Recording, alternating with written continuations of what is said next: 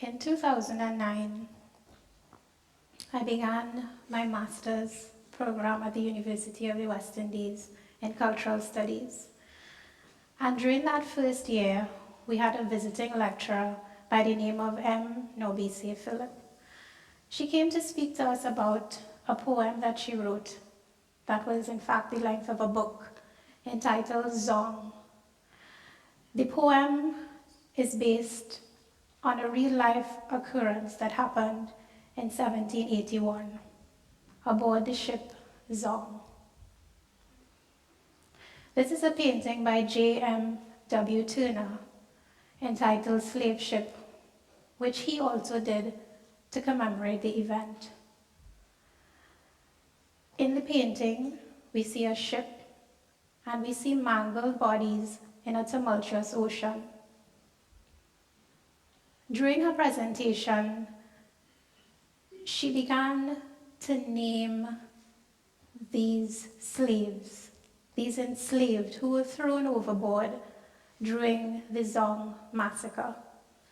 They were thrown overboard because the slavers knew that they were running out of supplies, and in order to claim insurance when they got to Jamaica, they needed to get rid of the sick and the dying. Her speech and her lecture touched me very deeply. This idea of giving a voice to the voiceless, this idea of naming people who would have otherwise been lost to history.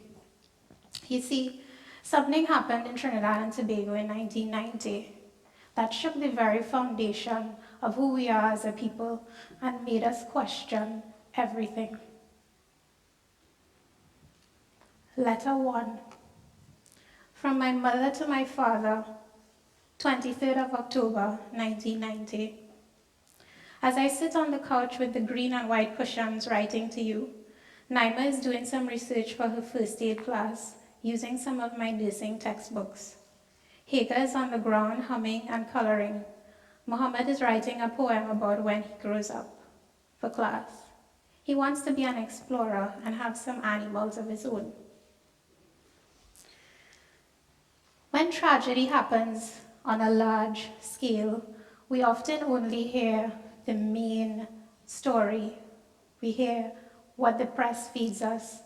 We hear about the main characters. As an art historian, my training has led me to look deeper, to look at the landscapes within the landscape in order to bring new perspectives to the fore. When I was 9 years old, my father was part of a group of men who attempted to overthrow the democratically elected government of Trinidad and Tobago. The year was 1990, and Trinidad had suffered through 4 years of economic hardship and political turmoil at the hands of a government who they felt could have done better, or maybe just differently. It was a time when there was great dissatisfaction in the society. Enter the Jamaat al-Muslimin, a group of black Muslims who, having their own grouses against the state with regards to occupation of a piece of land in the capital city, decided to capitalize on this dissatisfaction in the society and attempt to overthrow the powers that be. They were very young. Now, approaching the 25th anniversary of this attempted overthrow, which happened to be this year, I began to ask myself if I was now able, being the age that my father was at the time, to confront the issue. And I felt that yes, I was ready. And at my disposal, I had two resources. Firstly, my training as an art historian, and secondly, a box of letters exchanged between my father and several persons during the period of his incarceration between 1990 and 1992, especially my mother. Most of the letters were from my mother. So during this period, there were these letters. When we look at a painting such as The 3rd of May by Francisco de Goya, our eyes immediately fall on the central figure. And I specifically chose this painting to share with you because of the remarkable resemblance to one of the most iconic photos coming out of the period 1990, which is of the leader of the insurrection surrendering. And this is all we see. When we look at the painting, we see this figure, and rightly so, because he embodies all of the emotion in the work. But if we look a little closer, what do we see? We see bodies on the ground. We see men standing next to him with their faces hidden, some knelt in prayer. We see a faceless group of soldiers standing with their arms faced to the frightened man. In the background, we see a group of people overshadowed by a large building. So I began to look at my life through the lens of art, and realize that just as Goya's anti-hero would mean nothing if any one of those elements were gone,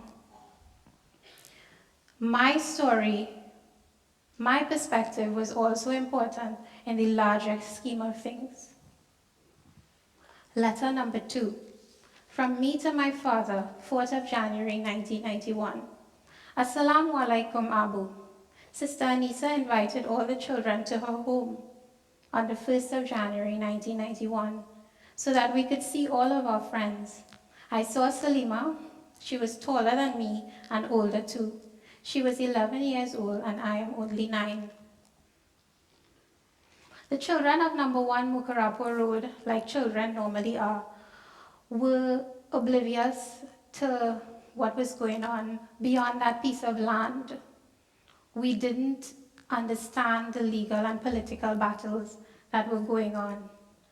And to us, that piece of land was like a Disneyland, where at every turn there was adventure and excitement. I remember the jamun tree. This tree, not a day would go by without us picking the fruits and cooking up a large bowl of chow and sharing with each other. I also remember the downs tree. This was where we sat and learned our mathematics tables because there was a school, and where the kindergarten children sat and learned their songs and prayers and so. Both of these trees are now gone. There was always activity there. There were people coming and going. There was laughter, there was love, there was always food. And each child had scores of mothers waiting with open arms to help them when things went wrong. Imagine, scores of mothers we had. There was also always activism there. And in this photo, you can see my mother. She's wearing black. This was taken around 1986. And the community was protesting apartheid when the South African cricket team came to Trinidad to play the West Indies cricket team at the Oval. So there was always a sense of national importance within the community, that we belong to the nation. There was always activity and activism. This was my world. I felt safe, I felt loved, and I felt a sense of belonging. But then one night, my father left me at my grandmother's house and said he would be back soon. The next time I saw him was 2 years later. The events that took place on that night ripped apart hearts, ripped apart a nation, and ripped apart a community. I often wonder what happened to the people who died during those 6 days. Jason, and Alicia, the children of Member of Parliament Leo Devines, who died on that night. Aki, Kalamo, and Afisha, the children of Lorraine Caballero, the only woman to have perished at the Red House on that night. I often wonder what happened to them. Suddenly we had no community. The women of the community were thrust into the role of breadwinners overnight. Those of them who had government jobs were either fired or suspended. They were victimized by their families. They were victimized by the people on the street. And they also faced brutality at the hands of the security forces. I remember in my case, we literally had to hide. A family friend offered us a safe haven, and just to move from point A to point B, my mother had to remove her hijab, cut her hair, and basically disguise herself in order to move from my grandmother's house in Belmont to the safe house. It was all like a dream, like a movie. I really didn't understand what was going on. The community never fully recovered. And I remember reading Raoul Pantin's book, Days of Wrath, where he talked about his time as a hostage at Trinidad and Tobago television during those 6 days. And he said he had never come across this manner of man. And he asked the question, who gave birth to these people? Well, this is what I found in my dusty box of letters.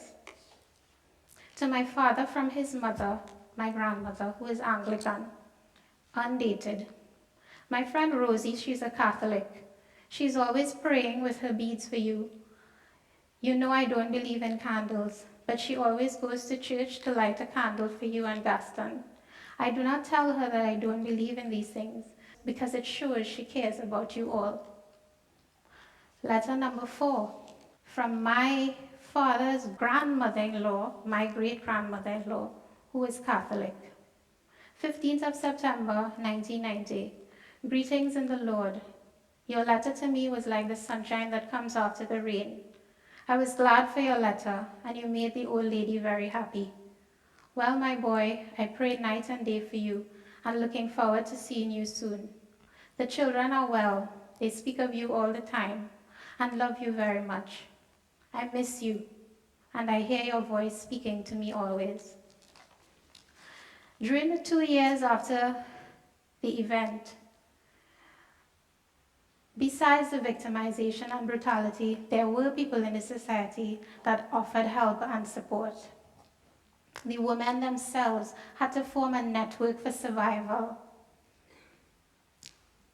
I recall now listening to some of their stories, and the words that come up were victimization. They felt like sitting ducks. They felt ostracized. And many times when I think about it, it is very, very painful. I think that there are many voices that have never been heard. There are many stories that will never see the light of day. And like the mangled bodies in Turner's Ocean, or the figures in the recesses of Goya's painting, I think it's time now for us to give these voices a chance to be heard. And maybe in so doing, we might gain some understanding and allow people to be healed who we never thought were hurt. Putting something like this on record that has been off record for a long time is like placing my bleeding heart in the palms of my hand and offering it up, knowing that it may be devoured. But I think that if this affords other people a chance to speak out, it would not have been in vain.